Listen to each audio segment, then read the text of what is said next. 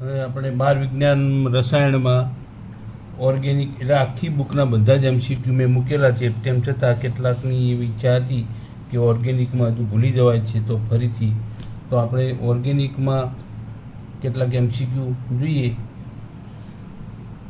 Chapter alcohol, phenol અને ether. હવે MCQ હું તમને સોલ્વ કરાવતો આવું. પહેલો પ્રશ્ન છે, તૃતીયક બ્યુટાઇલ આલ્કોહોલનું આઈયુપીસી નામ શું? જો તૃતીયક બ્યુટાઇલ આલ્કોહોલ, તૃતીયક બ્યુટાઇલ આલ્કોહોલ કોને કહેવાય?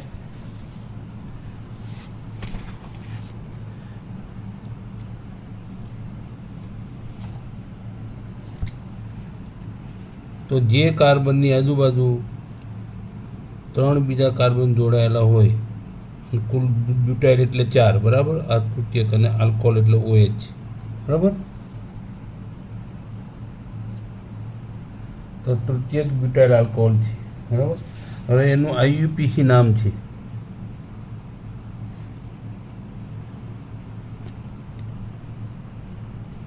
તો એનું આઈયુપીસી નામ શું થાય? તો જો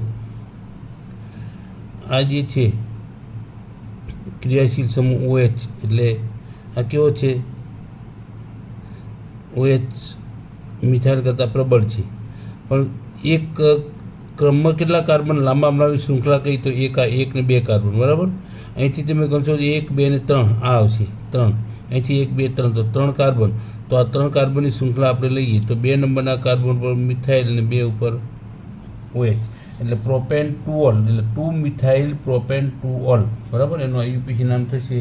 તો આમાં આપેલો છે 2 મિથાઇલ પ્રોપેન 2 ઓલ. જો 2 પ્રોપેનોલ છે ને જૂનું નામ છે, જૂની પદ્ધતિ પર આપણે પ્રોપેન 2 ઓલ લખવાનું છે હવે, બરાબર. ધ્યાનમાં રાખજો, પ્રોપેન 2 ઓલ. તો જવાબ આવશે બી. પહેલામાં જવાબ હું પેન્સિલથી લખતો હોઉં તમને, પહેલામાં બી. બીજો ઇથાઇલ ઇથેનોએટનું રિડક્શન લિથિયમ એલ્યુમિનિયમ. હજુ રિડક્શન એટલે હાઇડ્રોજનનું ઉમેરાવું, બરાબર. રિડક્શનનો મતલબ એ થાય. તો ઇથાઇલ ઇથેનોએટ પહેલાં લખો, CH3 C double bond O CH2 CH3. તો આ ઇથાઇલ ઇથેનોએટ, બરાબર. Ethyl ethanoate. હવે રિડક્શન કરે એટલે હાઇડ્રોજનનું ઉમેરાવું, બરાબર. તો એક હાઇડ્રોજન અહીંયા ઉમેરાણો, એક અહીંયા ઉમેરાણો, બરાબર. બરાબર. પછી એક હાઇડ્રોજન અહીંયા ઉમેરાણો, બરાબર. તો શું થયું? CH3 CH2OH અને CH3 CH2OH, બરાબર. તો શું બનશે આમાંથી? આ બે વચ્ચેનો રિબન તૂટી જશે, બરાબર. CH3 CH2OH એટલે એક હાઇડ્રોજન પાછો અહીંયા, એટલે કુલ 4 હાઇડ્રોજન ઉમેરાણા. તો શું બન્યું? ઇથેનોલના 2 અણુ બન્યા. શું બનશે? ઇથેનોલ. તેમાં જવાબ આવશે બી, ઇથેનોલ. જ્યારે કીટોનની ગ્રિગ્નાર્ડ પ્રક્રિયક સાથે પ્રક્રિયા કર્યા બાદ મંદ એસિડ વડે જળ વિભાજન કરવામાં આવે. હવે જો આમાં ગ્રિગ્નાર્ડ પ્રક્રિયા તમે કરો તો એમાં 2 તબક્કા કોઈ પણ નીકળશે. તો પહેલાં એડિશન એટલે યોગશીલ પ્રક્રિયા થશે, મધ્યસ્થ નિપજ, પછી જળ વિભાજન થશે, બરાબર. હવે કીટોનની ગ્રિગ્નાર્ડ પ્રક્રિયા કરવામાં આવે. હવે તો આપણે આમાં સાથે થિયરી પણ તમને યાદ કરાવતો જાઓ કે બોર્ડની પરીક્ષામાં પૂછાણો હતો કે પ્રાથમિક, દ્વિતીયક અને તૃતીયક આલ્કોહોલ આલ્ડિહાઇડ અને કીટોનની મદદથી બનાવવાની એક રીત આપો. એટલે કે ફક્ત પ્રક્રિયા સમીકરણ આપો. 3 માર્કનો પ્રશ્ન હતો, 3 પ્રક્રિયાઓ. એટલે એમાં યાદ રાખજો કે જો ફોર્માલ્ડિહાઇડનું તમે ગ્રિગ્નાર્ડ પ્રક્રિયા કરશો તો પ્રાથમિક આલ્કોહોલ મળશે. ફોર્માલ્ડિહાઇડ સિવાયના કોઈ પણ આલ્ડિહાઇડની ગ્રિગ્નાર્ડ પ્રક્રિયા કરશો તો દ્વિતીયક આલ્કોહોલ મળશે. અને કીટોનનું તમે ગ્રિગ્નાર્ડ પ્રક્રિયા કરશો કીટોનની તો તૃતીયક આલ્કોહોલ મળશે. એમાં તૃતીય કયો છે? સી જવાબ. તો જવાબ આવશે સી, બરાબર. આટલું યાદ રાખજો, બીજું કાંઈ વિચારવાનું નહીં. એટલે ફોર્માલ્ડિહાઇડમાં પ્રાથમિક, બાકીનો કોઈ પણ આલ્ડિહાઇડ હોય, એસિટાલ્ડિહાઇડ કે પ્રોપેનાલ્ડિહાઇડ ગમે તે હોય એમાં દ્વિતીયક, બરાબર. અને કીટોન હોય કોઈ પણ તો તૃતીયક આલ્કોહોલ મળશે. આ રીતે જવાબ તમને મળશે, બરાબર. તો પ્રક્રિયા યાદ રાખવાની જરૂર નથી, આટલું યાદ રાખો. ફોર્માલ્ડિહાઇડમાં પ્રાથમિક, બાકી કોઈ પણ આલ્ડિહાઇડ લેશો તો દ્વિતીયક અને કીટોનમાં તૃતીયક. ચોથો પ્રશ્ન, ઇથાઇલ એમાઇનની નાઇટ્રસ એસિડ સાથેની પ્રક્રિયા. જો મેં તમને કહ્યું આ વિશિષ્ટ પ્રક્રિયા છે, આમાં તમને આલ્કોહોલ મળશે. નાઇટ્રસ એસિડ સાથેની પ્રક્રિયામાં તમને હંમેશા આલ્કોહોલ જ મળશે, બરાબર. તો તો આમાં આલ્કોહોલ, તો આમાં આલ્કોહોલ ક્યાં છે? આ રહ્યો, સી જવાબ આવશે. ઇથાઇલ જો આ છે ને, આ નાઇટ્રસ એસિડ એટલે NaNO2 વત્તા HCl, તો એમાંથી શું ઉત્પન્ન થશે? HNO2 એટલે નાઇટ્રસ એસિડ. નાઇટ્રસ એસિડવાળું શું થશે કે NH2નું વિસ્થાપન OH દ્વારા થશે એટલે આલ્કોહોલ મળશે. 2 કાર્બનવાળો ઇથાઇલ એમાઇન છે તો 2 કાર્બનવાળો આલ્કોહોલ મળશે. સોડિયમ સેલિસિલેટનું નિસ્યંદન સોડા લાઇમ સાથે કરવામાં આવતું. સોડા લાઇમ સાથે ગરમ કરો, બરાબર, તો સોડા લાઇમ સાથેની પ્રક્રિયામાં શું બનશે? સોડિયમ સેલિસિલેટનું નિસ્યંદન સોડા લાઇમ સાથે. સોડા લાઇમ સાથે તમે સોડિયમ સેલિસિલેટ એટલે સોડિયમ ક્ષાર, તો એમાંથી શું મળશે તમને? ફિનોલ મળશે, બરાબર, એમાંથી ફિનોલ મળશે.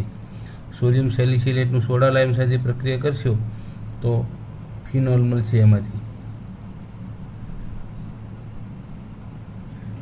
કારણ શું જુઓ, સોડિયમ સેલિસિલેટ એટલે સેલિસિલિક એસિડનો સોડિયમ ક્ષાર. સેલિસિલિક એસિડ એટલે બેન્ઝીન ચક્ર, એક OH અને બીજો C=ONA, સોડિયમ સેલિસિલેટ થયો. તો આ ડીકાર્બોક્સિલેશન થશે, બરાબર, એટલે આ નીકળી જશે. બાકી શું રહ્યું? ફિનોલ. તો ફિનોલ મળશે આમાં. આ યાદ રાખજો, સોડિયમ સેલિસિલેટનું તમે સોડા લાઇમ NaOH અને NaOH અને કેલ્શિયમ ઓક્સાઇડ, સોડા અને લાઇમ ગરમ કરશો તો આમાંથી તમને ફિનોલ મળશે. પછીની પ્રક્રિયા આઇસોપ્રોપાઇલ આલ્કોહોલની કોપર સાથે 575 કેલ્વિન તાપમાને પ્રક્રિયા કરવાથી કઈ નિપજ મળશે? હતો આઇસોપ્રોપાઇલ આલ્કોહોલ છે, કેવો છે? આઇસોપ્રોપાઇલ દ્વિતીયક છે, બરાબર. આઇસોપ્રોપાઇલ આલ્કોહોલની કોપર સાથે પ્રક્રિયા ઉદ્દીપક છે, કોપર. તો આપણને નિપજ આ પ્રક્રિયામાં શું મળશે? તો જો આઇસોપ્રોપાઇલ આલ્કોહોલ નું ઓક્સિડેશન થશે. CH3 COH CH3. આમાં જો આ જેની સાથે OH જોડાણો હોય એની પાસે હાઇડ્રોજન હોય તો જ આ પ્રક્રિયા થશે. જો તૃતીયક હોય તો પ્રક્રિયા નહીં થાય. પ્રાથમિક અને દ્વિતીયકમાં જ આ પ્રક્રિયા થશે. તો અહીંથી હાઇડ્રોજન ગયો, અહીંથી એક હાઇડ્રોજન ગયો, બરાબર, તો આ દ્વિબંધી જોડાઈ ગયો. શું બનશે આમાંથી? તો છઠ્ઠો પ્રશ્ન છે. છઠ્ઠામાં શું બનશે? તો એસિટોન બનશે, કીટોન, બરાબર. CH3COCH3 CH3COCH3, બરાબર, તો કીટોન બનશે. કીટોન કયો? કીટોન 1 2 3 કાર્બન, તો એસિટોન અથવા પ્રોપેનોન. તો એમાં આવશે પ્રોપેનોન અથવા તો એસિટોન. આમાં આપેલો છે એસિટોન, બરાબર. તો જવાબ આવશે છઠ્ઠામાં એસિટોન. છઠ્ઠામાં C એસિટોન આવશે. તો આમાં તમારું થિયરી થોડી રિવિઝન થઈ જશે. આમાં તમને પ્રક્રિયા બધી સમજાવતો આવીશ. નીચેનામાંથી કોણ સૌથી વધુ એસિડિક છે? હા, તો એસિડિકતાનો ગુણધર્મ આપણે જોયો, બરાબર. એસિડિકતાનો ગુણધર્મ કે જેમ ઇલેક્ટ્રોન દાતા સમૂહ જોડાયેલા હોય, વધુ જેમ જોડાતા તેમ એસિડિકતા શું છે? ઘટશે. તો આમાં ફક્ત મિથાઇલ છે, આમાં ઇથાઇલ છે, એના કરતાં મોટો છે. પછી આમાં બે મિથાઇલ જોડાયેલા આની સાથે, આમાં 3, તો આ તૃતીયક છે, આ દ્વિતીયક છે, આ 2 પ્રાથમિક. પણ આની અંદર આનો અવરોધ ઓછો થશે. આ પ્રક્રિયા ઝડપથી કરી, એટલે કે પ્રાથમિક આલ્કોહોલ જે છે એમાં પાછું જે કાર્બન સંખ્યા ઓછી હોય, બરાબર, એમ એસિડિકતા કેવી છે? વધુ છે. તો આમાં આવશે A મિથેનોલ, બરાબર, વધારે એસિડિક હશે. જેમ દાતા સમૂહ જોડાતા જશે તેમ ક્રિયાશીલતા ઘટશે, એટલે કે એસિડિકતા ઘટશે, એટલે કે પ્રોટોન આપવાની વૃત્તિ ઘટશે, બરાબર. મેં તમને આગળના વિડીયોમાં સમજાવ્યું હતું કે એમાં પ્રોટોન આપવાની વૃત્તિમાં ઘટાડો, કેમ કે ઇલેક્ટ્રોન ઘનતામાં વધારો થશે, એટલે કે બંધની ધ્રુવીયતા ઘટશે, એટલે પ્રોટોન સહેલાઈથી છૂટો નહીં પડે, એટલે એસિડિકતા ઘટશે, બરાબર. સમજાવ્યું તમને એમાં. 8મો પ્રશ્ન. 443 કેલ્વિન તાપમાને ઇથાઇલ આલ્કોહોલની સાંદ્ર H2SO4 સાથે પ્રક્રિયા કરવાથી શું નિપજ મળશે? હવે આમાં 8મા પ્રશ્નની અંદર જો આમાં તાપમાનમાં ફેરફાર તમે કરો, મેં તમને કહ્યું સતત ઇથેરીકરણની પ્રક્રિયામાં આવશે આ પ્રક્રિયા, બરાબર. પણ જો તમે આલ્કોહોલની સાંદ્ર જો સલ્ફ્યુરિક એસિડ સાથે, એટલે કે સલ્ફ્યુરિક એસિડ સાથે પ્રક્રિયા તમે કરશો, બરાબર, તો આમાંથી તમને આલ્કીન બનશે, બરાબર. ઇથાઇલ આલ્કોહોલની સાંદ્ર સલ્ફ્યુરિક એસિડ સાથે 443 કેલ્વિન તાપમાન છે, એટલે જો તમને સેલ્સિયસમાં તમને કહું 140 ડિગ્રી સેલ્સિયસ હોય તો ઇથર મળશે, અને 170 ડિગ્રી હોય તો 170 ઉમેરો 273માં આટલા આવશે. તો એમાં તમને આલ્કીન મળશે. તો ઇથિલિન 2 કાર્બનવાળો છે, ઇથાઇલ આલ્કોહોલ 2 કાર્બનવાળો તમને શું મળશે? આ પ્રક્રિયા પણ મેં તમને સમજાવી, બીટા વિલોપન સમજાવ્યું હતું. આમાં યાદ કરો તમે. એટલે ટૂંકમાં તમારે શું કરવાનું કે ઇથાઇલ આલ્કોહોલ છે CH3 COH અને CH2, બરાબર. તો આલ્ફા કાર્બન ઉપરથી OH જશે અને બીટા ઉપરથી એક હાઇડ્રોજન જશે, બરાબર. તો બે વચ્ચે દ્વિબંધ રચાશે તો શું બનશે? ઇથિન. તો ઇથિલિન બનશે અથવા ઇથિન. પછી પ્રશ્ન નંબર, આમાં જવાબ આવશે ઇથિન, ઇથિલિન અથવા ઇથિન. 9મો પ્રશ્ન.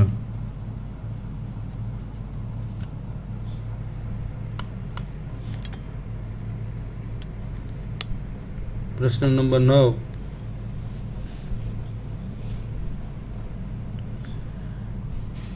જ્યારે ફિનોલની Br2 સાથે CH2ની હાજરીમાં, જો Br2 જળ વાપરશો તો આમાં તમને 2,4,6 ટ્રાયબ્રોમોફિનોલ મળશે. પણ જો CH2ની હાજરીમાં તમે CH2માં બ્રોમિન ઓગાળીને પ્રક્રિયા કરશો તો ફક્ત પેરામાં જ મળશે, બરાબર. તો ફક્ત પેરા એટલે 4, બરાબર. તો 4 બ્રોમોફિનોલ મળશે. તો 9માં જવાબ આવશે B, 4 એટલે પેરા બ્રોમોફિનોલ લખો કે 4 લખો, બરાબર. આ કયું છે? IUPAC નામ છે.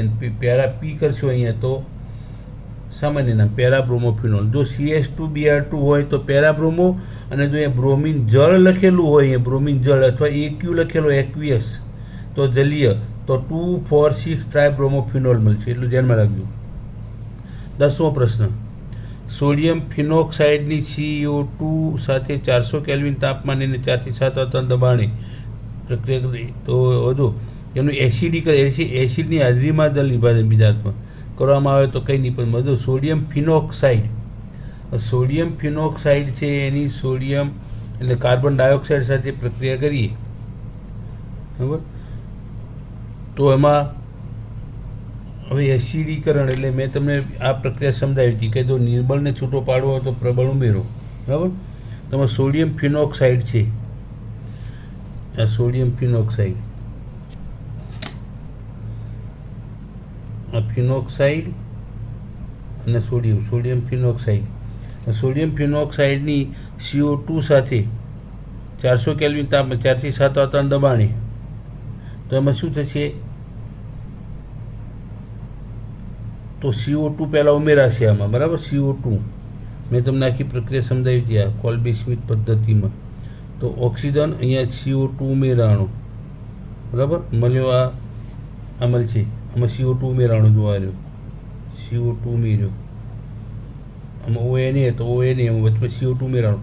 પછી શું અહીંથી હાઇડ્રોજન અહીંયા જોડાશે અને આ અહીંયા જોડાશે, બરાબર.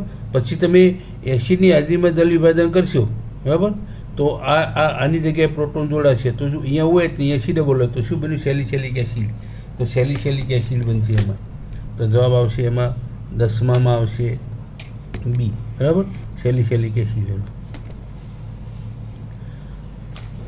પછી પ્રશ્ન નંબર 11. 573 કેલ્વિન તાપમાને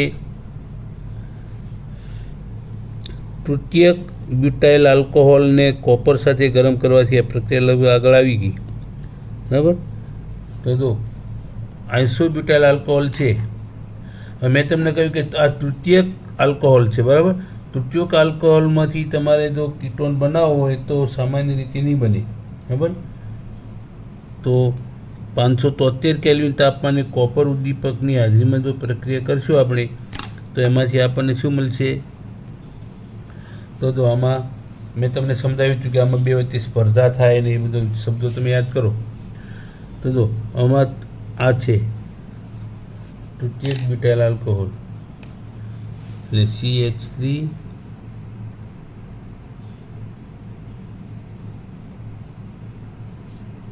OH, બરાબર. આ છે CH3 ટ્રાઇ-COH. હવે આમાં જો કોપર ઉદ્દીપકની હાજરીમાં પ્રક્રિયા કરશો તો નિર્જલીકરણ તો થશે જ, બરાબર. તો અહીંથી હાઇડ્રોજન જશે ને અહીંથી OH જશે, બરાબર. અહીંથી જશે, અહીંથી બે ઉપરથી એક હાઇડ્રોજન જશે, બરાબર. પછી આમાંથી ઓક્સિજન, એટલે આમાંથી H2 છૂટો પડશે, બરાબર. તો શું થશે? અહીંયા દ્વિબંધ બનશે, અહીંયા દ્વિબંધ બનશે. તો આવું સંયોજન છે ક્યાંય? અહીંયા દ્વિબંધ બનતો હોય એવો. તો જો CH3 C double bond CH2, બરાબર, આ રહ્યો, અને CH3, બરાબર. CH3 C double bond CH2 અને CH3. તો આ શું છે? આ prop 1 in 2 methyl prop 1 in IUP નામ આપવું હોય તો 2 મિથાઇલ પ્રોપ 1 ઇન. તો 11મા પ્રશ્નમાં જવાબ આવશે, 11મામાં જવાબ આવશે કયો હતો? C. તો 11મામાં આવશે C, બરાબર. નિશાની કરતા જઈએ, તમને પછી જોવું હોય. એટલે જો આમાં OH જે છે, આલ્ફા કાર્બન જે છે, બરાબર, એના ઉપરથી જશે OH, ક્રિયાશીલ સમૂહ જશે, અને બીટા ગમે તે એક કાર્બન લઈ લો, 3 CH3 સરખા જ છે ને, ગમે તે એક ઉપરથી તમે હાઇડ્રોજન લઈ લો તો H2 પાણીનો અણુ છૂટો પડશે, તો એક દ્વિબંધ બનશે, બરાબર. બીજું કાંઈ નહીં, પાણીનું નિર્જલીકરણ કરી નાખવાનું છે આમાં. 12મો પ્રશ્ન, 11મો પ્રશ્ન જોઈ લો. 12મો, ફિનોલને ક્લોરોફોર્મ અને NaOH સાથે ગરમ કરવાથી સેલિસાલ્ડીહાઇડ મળે છે. તો આ પ્રક્રિયાને શું કહેવાય? આ પ્રક્રિયાનું નામ છે. આ પ્રક્રિયા નામ યાદ રાખજો તમે, જો કે થિયરી હવે તમારે લેવાની નથી આમ તો, પણ આ પ્રક્રિયા જે છે, કયો પ્રશ્ન હતો? 12મો પ્રશ્ન. તો 12મો પ્રશ્ન છે, તો આને શું કહેવાય? ક્લોરોફોર્મ અને NaOH ને હાજરીમાં ગણ તો સેલિસાલ્ડીહાઇડ બને, તો રિમર્ટીમાન પ્રક્રિયા કહેવાય આને, રિમર્ટીમાન છે. પછી 13મો પ્રશ્ન, આ પ્રક્રિયામાં Y બરાબર શું? હવે તો આમાં આ શું છે? CH3 ટ્વાઇસ CO, એટલે કયો છે? એસિટોન, બરાબર, કીટોન છે. અને CH3 શું લખ્યું? ઝીણા અક્ષર બહુ છે. CH3 Mg2 ગ્રિગ્નાર્ડ પ્રક્રિયા, સૂકો ઇથર, એ સૂકો ઇથર હતું, સૂકો ઇથર, બરાબર. તો પહેલાં શું મળશે આમાંથી? પહેલાં મધ્યસ્થ નિપજ મળશે, પછી એનું જલ વિભાજન થશે, પછી થશે એનું જલ વિભાજન. તો જલ વિભાજન દરમિયાન એમાં શું મળશે તમને? એમાંથી એસિટોન છે ને, તો મેં તમને હમણાં કહ્યું ને કે જો ફોર્માલ્ડિહાઇડ હોય તો પ્રાથમિક આલ્કોહોલ મળશે. ફોર્માલ્ડિહાઇડ સિવાયનો કોઈ પણ આલ્ડિહાઇડ હોય અને ગ્રિગ્નાર્ડ પ્રક્રિયા કરશો તો દ્વિતીયક આલ્કોહોલ મળશે, અને કીટોન લેશો તો તૃતીયક. તો આમાં તૃતીયક ક્યાં છે? શોધી કાઢો આલ્કોહોલમાં. આ પ્રાથમિક, આ દ્વિતીયક, આ તૃતીયક. ડી જવાબ આવશે, બરાબર. સમજાઈ ગયું?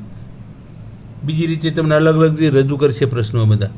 એટલે યાદ રાખજો ફરી એકવાર કે ફોર્માલ્ડિહાઇડની ગ્રિગ્નાર્ડ પ્રક્રિયા કરશો તો પ્રાથમિક આલ્કોહોલ મળશે, એટલે કે જે કાર્બન સાથે OH જોડાયો છે બીજા એક કાર્બન સાથે જોડાયેલો છે, બીજા પછી ગમે ત્યાં જોડાયેલા હોય. અને એ ફોર્માલ્ડિહાઇડ સિવાયનો કોઈ પણ આલ્ડિહાઇડ લેશો તો દ્વિતીયક આલ્કોહોલ મળશે, જેની સાથે OH જોડાણો બીજા બે કાર્બન સાથે જોડાયેલો છે. અને કીટોન કોઈ પણ લેશો તમે તો તૃતીયક આલ્કોહોલ મળશે. તો એસિટોન છે, આ એસિટોનની ગ્રિગ્નાર્ડ પ્રક્રિયા, તો તૃતીયક આલ્કોહોલ મળશે. 14મો પ્રશ્ન, કયો ઉત્સેચક ગ્લુકોઝને ઇથેનોલ અને CO2માં ફેરવે છે? તો પહેલાં આપણે જો પહેલેથી યાદ કરો, સુક્રોઝનું આપણે કયો ઉત્સેચક વાપર્યો? ઇન્વર્ટેજ. અને પછી ઇન્વર્ટેજમાંથી ઇથેનોલ બનાવવા માટે કયો વાપર્યો? તો ઝાયમેજ, બરાબર. તો પહેલાં ઇન્વર્ટેજ વાપર્યો અને પછી ઝાયમેજ વાપર્યો. તો 14મામાં જવાબ આવશે ડી, ઝાયમેજ, બરાબર. અને તમારે જો સુક્રોઝમાંથી તમે જ્યારે બે મોનોસેકેરાઇડ છૂટા કરો છો ને તમે, ગ્લુકોઝ ને ફ્રુક્ટોઝ, તો ઇન્વર્ટેજ વાપર્યો. અને પછી આમાં આપણે બીજા તબક્કામાં ગ્લુકોઝનું આપણે આથવણ કર્યું, એમાં શું વાપર્યું? ઝાયમેજ.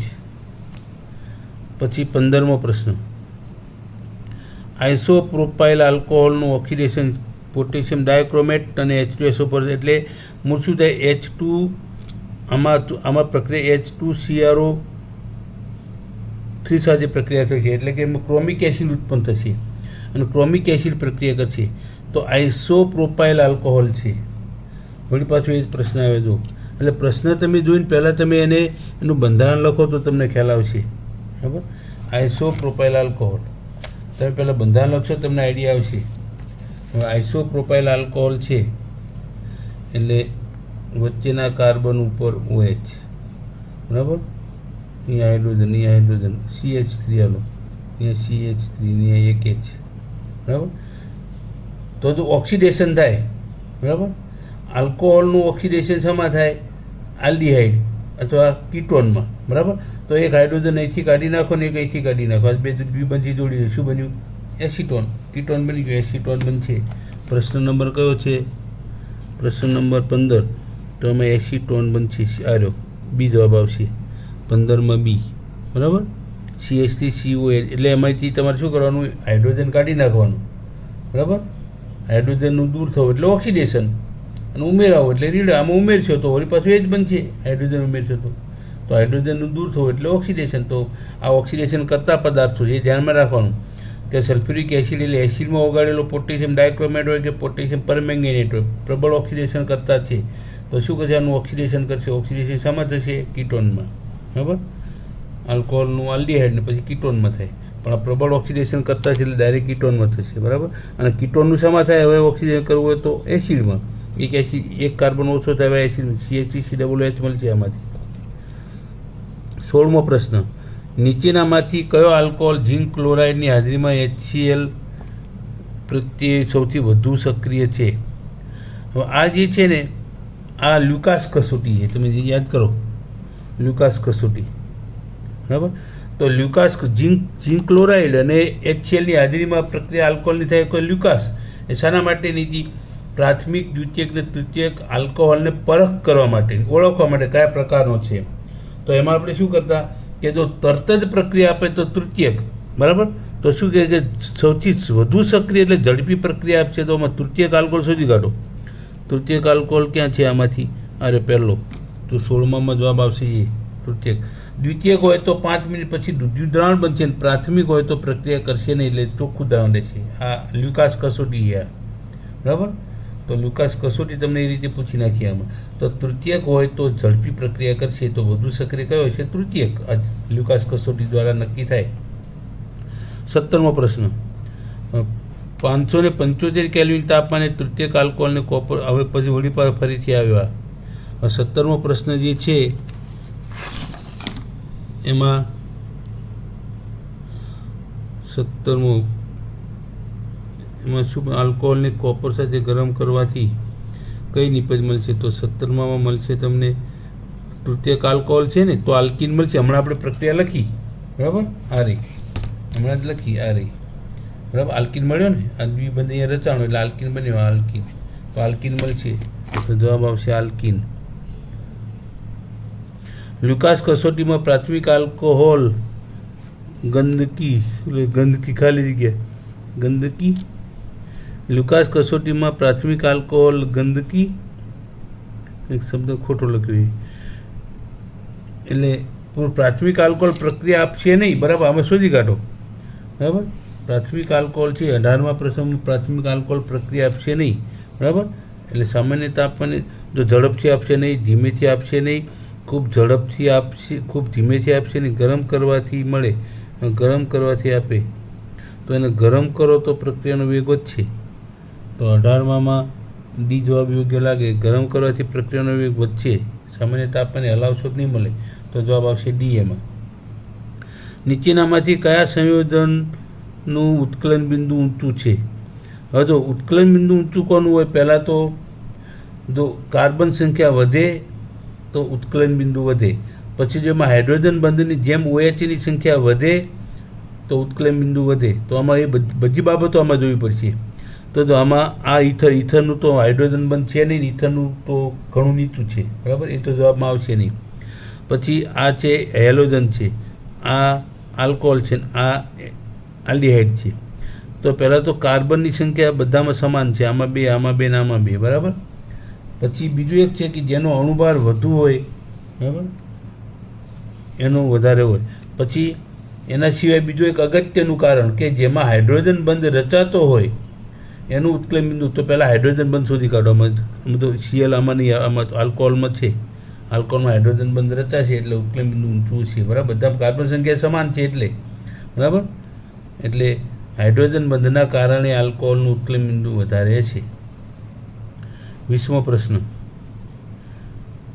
આ પ્રક્રિયામાં વાય એ ખાલી જગ્યા છે, તો આમાં પ્રોપેન 1 ઓલ, એમાં PCl3 એટલે OHનું વિસ્થાપન Cl દ્વારા થશે, બરાબર. એટલે જો પહેલી પ્રક્રિયા જે છે PCl3 હોય કે PCl5 હોય, બંનેમાં વિસ્થાપન થશે.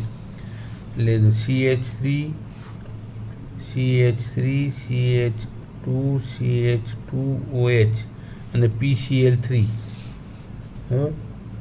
PCl3 તો જો આ 3 અણુ હોય તો આ 3 અણુ છે અને 3 OH આપશે ને આ 3 Cl આપશે, એટલે એકને એક આપશે Cl, બીજાને 2, 3 અણુ. એ પ્રક્રિયાથી જુઓ તમે તો શું બનશે? CH3 CH2 CH2Cl. અહીંયા હાઇડ્રોજન આપણે આમ લખીએ. પછી શું છે બીજી પ્રક્રિયા જુઓ. હવે શું બનશે? 1 ક્લોરોપ્રોપેન મળશે આમાં પહેલામાં PCl3 સાથે. હવે આલ્કોહોલ એ કેવો હોય તો બીટા વિલોપન થાય તો અહીંથી Cl ને અહીંથી હાઇડ્રોજન થાય, HCl છૂટો પડે તો અહીંયા બનશે દ્વિબંધ. તો શું બનશે? પ્રોપીન. તો પ્રોપીન મળશે આમાં. જવાબ આવશે પ્રોપીન. તો જવાબ આવશે 20માં C. પ્રોપીન. Y બરાબર C આવશે. પ્રોપીન બીટા વિલોપન થશે તો 20માં આવશે પ્રોપીન. હવે 21મો પ્રશ્ન. જો કે આમાં પ્રશ્નો ઘણા બધા છે, બધા સોલ્વ કરવા જઈએ તો ઘણો બધો ટાઈમ લાગશે, એટલે આપણે વચ્ચે પછી અમુક છે ને રિપીટ થતા જેને મૂકી દઈશું તો થશે. હા, તો 21મો પ્રશ્ન. કયું સંયોજન ઓરડાના તાપમાને ખૂબ જ ઝડપથી લુકાસ કસોટી આપશે? તૃતીયક. આમાં તૃતીયક શોધી કાઢો, બરાબર.